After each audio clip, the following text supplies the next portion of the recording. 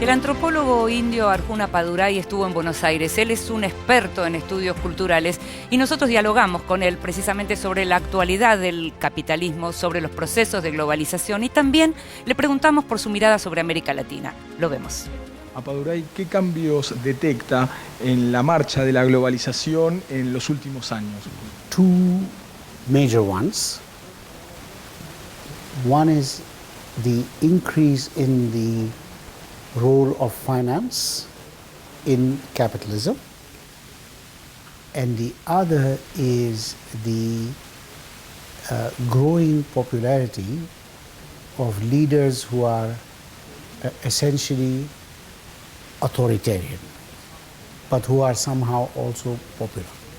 These two I see as the headlines of the last few years. I think it's hard to say what will happen in 200 or 300 years. But for now, I would say, as we say in English, the horse is out of the barn. It's like industrialization 100 years ago, 200 years ago. You cannot go back. So I think the question is how to manage it and how to make it more socially responsible and more accessible for ordinary people. Not refuse it, stop it, reverse it. This, I think, is not realistic.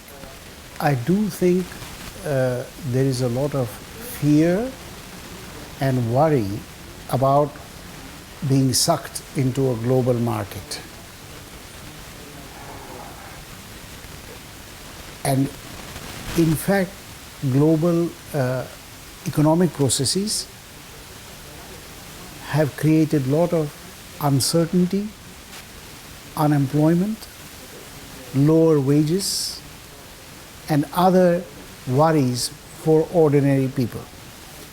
So it is easy to see why they would respond to somebody who says, I put you first.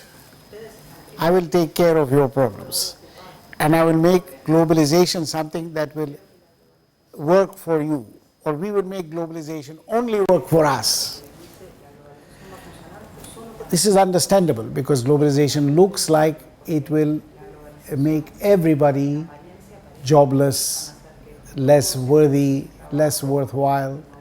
So people who say, I will help you and I will fix that, have a lot of appeal. But so nationalism is today, I think, a kind of way to deal with the anxieties about globalization. It is not about independence, sovereignty, freedom. It's about how do we make sure we are okay in a globalized world.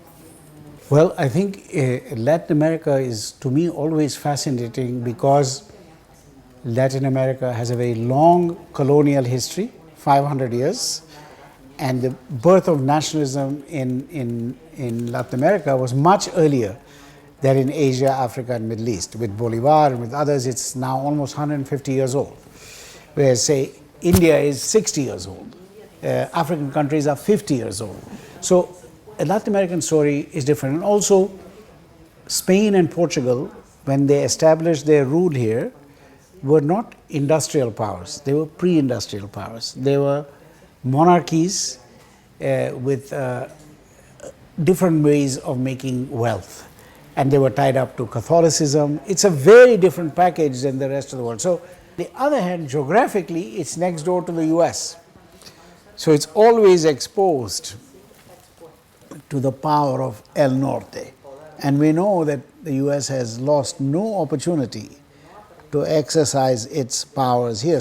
In Latin America now, I see that there is a very rich debate about how to make globalization and capitalism manageable, how to make it humane, and also how to have popular power or power for people who are populist without their becoming authoritarian, without their becoming dictators.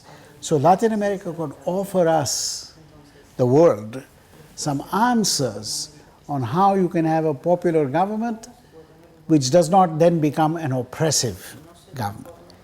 There is a chance for Latin America, I think, to offer us a way of being part of the global economy, of having still a belief in social support, pensions, unions, all this, which are still here, very alive, without saying no to global markets. This is the Latin, for me, potential of Latin America. Interesante lo que decía Appadurai, porque además cierra con lo que venimos hablando en este programa cuando él dice que asistimos a un mundo en donde hay gobernantes que son en esencia autoritarios pero populares, y que América Latina debería dar una suerte de ejemplo de cómo no llegar a esa situación.